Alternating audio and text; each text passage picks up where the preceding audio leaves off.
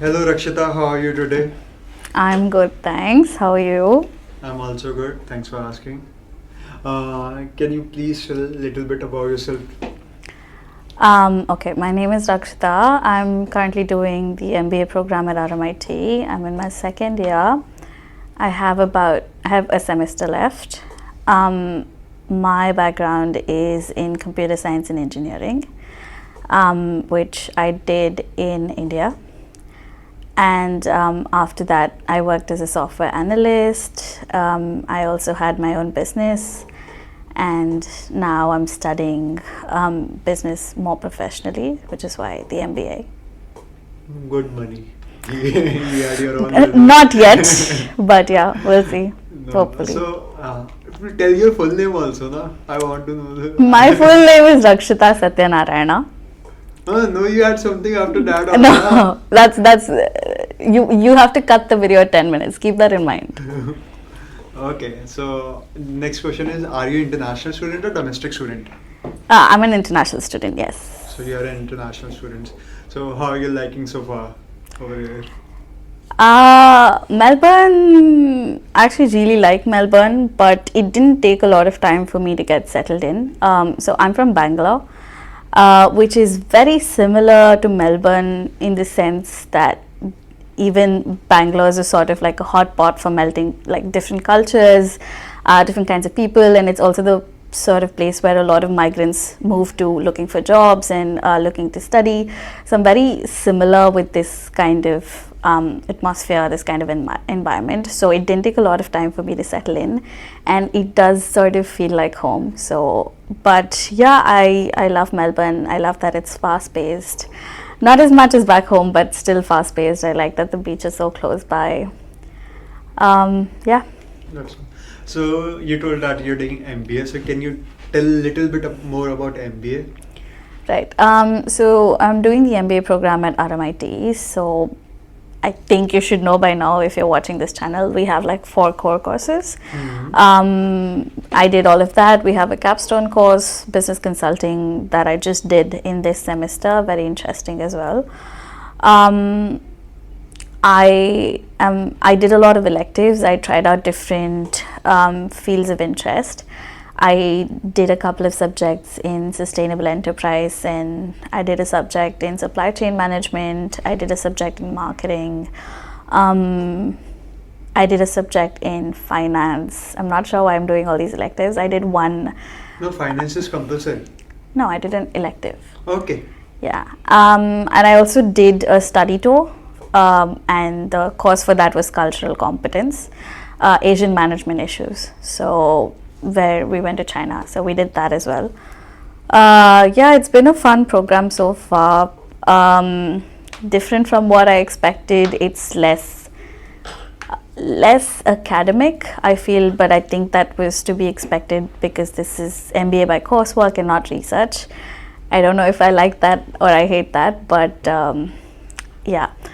In other ways, I think it's a good program to develop holistically, like all your soft skills and everything. But if you want to go into academia, this is probably not it. This is just what I think of the MBA program here. So it means you are telling that after MBA is done, you need to study more. I would love to study more, but I don't think I have the bandwidth for it. Like, I don't think I have it in me to study 5 more years and get a PhD.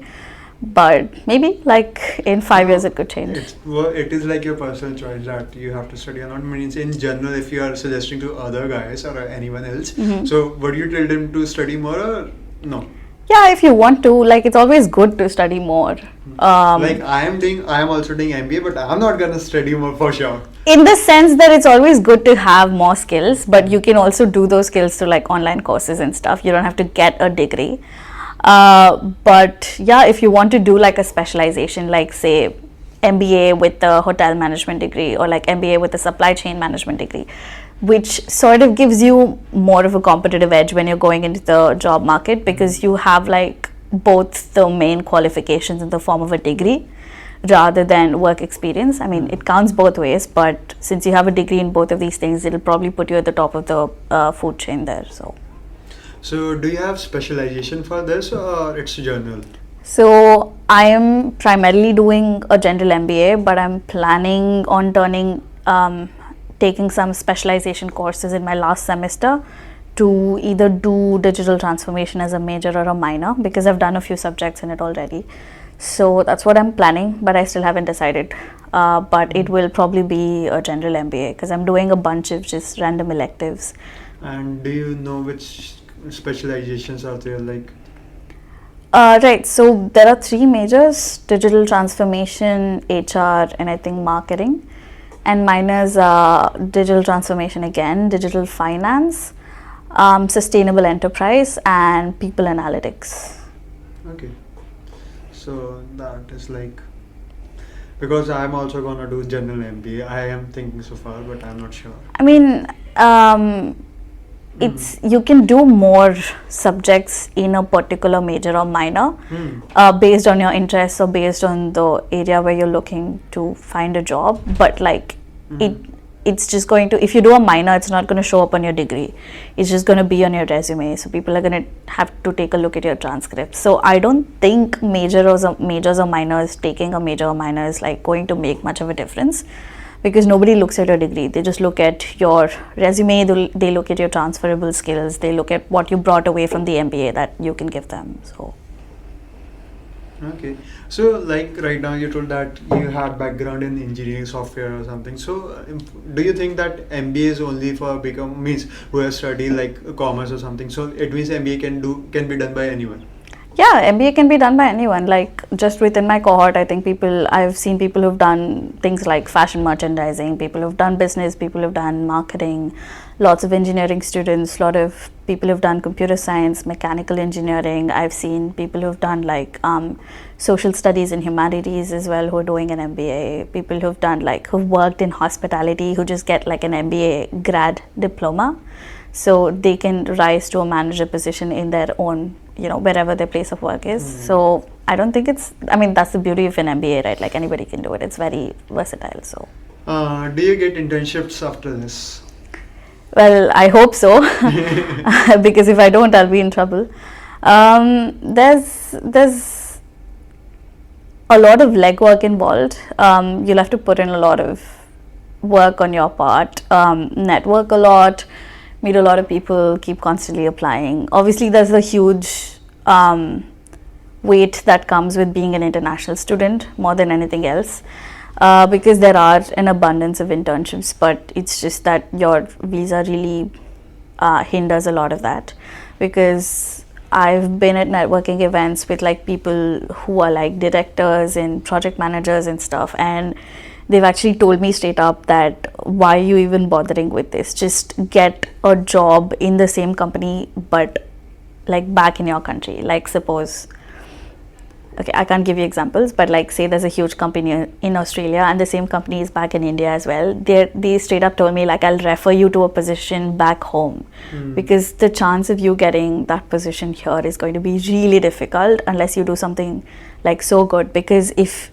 you have the same skills, if there's like 10 of you and there's like one Australian competing for the same job, even if the Australian has like lesser experience, lesser skills, it's always going to go to them, because it's just 10 to 20 more steps involved when it's us. So Harsh reality. Harsh reality, yes, but also like I feel like everybody should know this while coming here, and also they should know that the job market is pretty bad. I mean, if you don't know that already, like you haven't done your research.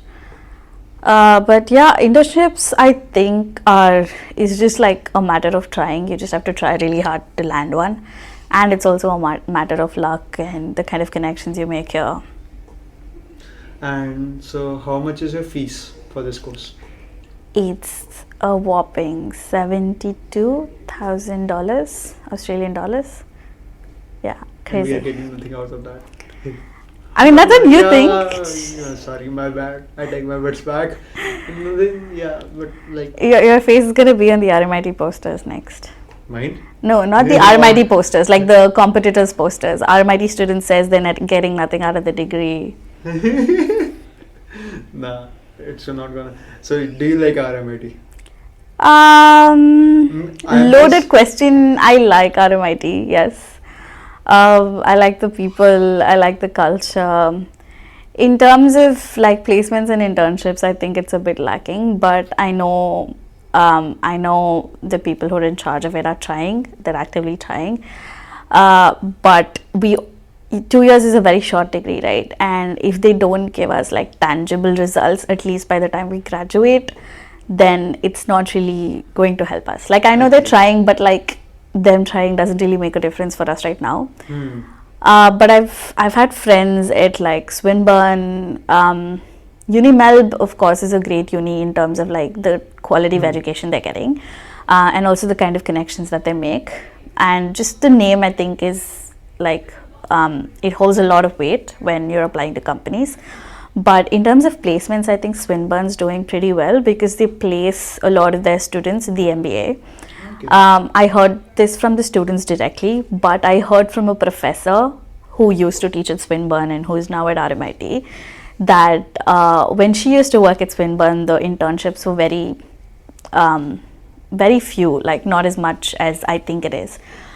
Things could have changed now because I think it's been a year since she started working here, so it could have changed. But I did hear some pretty good things about people who are doing an MBA at Swinburne. Because about 70 to 80% of the people apparently are getting placed in internships, and about 90% of the people who are doing the internships convert them into full-time positions later, which is a really good number because out of I think 370 to 400 people in the MBA cohort right now, I probably know a maximum of 10 people who've gotten an internship through MBA. I mean, maybe more people could have, but like through our school, I feel like very few. And you have to talk to a lot of people. You have to build that connection with a lot of people, professors, people who are in like a more higher positions than professors. You have to build relationships with all of them to even get to that place. So fingers crossed we will. I mean, you will. So you know all the people in all the right places. So no, it's nothing like that. But I want to for sure. And like, what is the PR pathway after this? Honestly, I've done zero research on this. I know nothing about this, but I know that if I do apply for a PR, I don't even know if I'll be applying for a PR. But I know that if I do apply for one, it will probably be based on like a skill visa. So since I'm a software analyst, I'll probably try to find something in that that kind of a role or in that industry, and I would apply for a visa or a work visa based off of that rather than based off of my MBA, because I don't even think you can get PR based off of an MBA. Even I'm gonna go for skill assessment, I think so. So yeah, let's hope for the best in the future. So are you able to enjoy extracurricular activities with this course? Yeah, definitely. I think even with a full load, unless we take any courses that have like intensives, I only used to come. You only have to be present on campus for 6 to 8 hours a week, which is really less. So the rest of the time, even if I'm working 24 hours, I still have like a lot of free time apart from that. So like 24 plus 6, that's like 30 hours per week that you're just busy for. Yeah, I do enjoy a lot of extracurricular activities both on and off campus. So there's a lot of free time. Yeah. And like you're also president of MBA Student Association, right? So can you tell little bit about that also? It will be like whoever is coming for the MBA can coordinate with you or can reach you out. Sure. So MBAC used to be a club that was active, I think, until 2015, 2016. And it's something that we've restarted now as a means to have something accessible and inclusive just for MBA students, because a lot of us come here with a lot of expectations, but RMIT is a huge place and we don't really have a thing that's just for the MBA students. So when I first came in October, I think there was a barbecue event in October, in November, and that's the first time I actually met people of other semesters. That's where I met other professors, the director, people like that. So there was no other place apart from these events, the networking events, which were very few, the ones that are organized by the Graduate School of Business and Law. It happens maybe once in 2 or 3 months, and that is also like a very short event, and if your schedule doesn't match up to it, you just don't go to the event. So there's no other way of like organically meeting all these people. So we just restarted this club in a way where it's exclusive to just the MBA members, and the MBA and the executive MBA cohort. And it's a way where like we can talk with people with like different backgrounds, different experiences, even like mingle with the EMBA members, which we don't really get a lot of opportunity to talk to them. So yeah. And what kind of jobs do you get after MBA?